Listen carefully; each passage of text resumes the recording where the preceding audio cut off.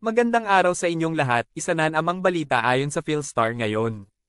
Kris Aquino to return to showbiz via new ABS-CBN show. Ang Queen of All Media, ibinunyag ni Kris Aquino na babalik siya sa ABS-CBN bago matapos ang taon. Sa kanyang Instagram post, nagbigay ng update si Kris sa kanyang health condition gayon din sa kanyang showbiz comeback. Ayon kay Kris, para hindi kayo magsawang magdasal. Sabi niyo mismo na akong panoorin. Gusto kong pasalamatan ang mga dating boss ko sa ABS-CBN sa pagpayag nila Jasmine at Darla na makatrabaho ako sa isang show na magsisimula bago matapos ang 2024, pahayag ni Kris. At sinabi pa ni Kris, secret muna yung concept but you will get to see my present day journey and as much as possible the reality of Kris, Bim, and my through the years, best friends, my extended family, and definitely my team of mga doktor na ngayon ay kabilang sa mga pinagkakatiwalaang kaibigan ko, she added. Sa parehong post, sinabi ni Kris na cancer-free siya ngunit mayroon siyang maraming autoimmune disease na nagbabanta sa buhay.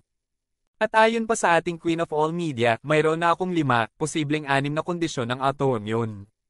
Ngunit ang nakakatakot na bahagi ay ang 3 sa mga nasuri ay nagbabanta sa buhay sa madaling salita maaaring ma-damage ang aking mga vital organs o ang aking mga daluyan ng dugo, partikular ang aking arterya na nagkokonekta sa aking mga baga sa aking puso sa lawak na maaari akong mamatay kaagad mula sa isang stroke o aneurysm o cardiac arrest, sabi ni Kris.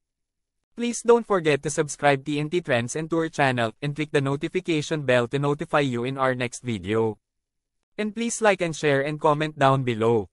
Thank you for watching.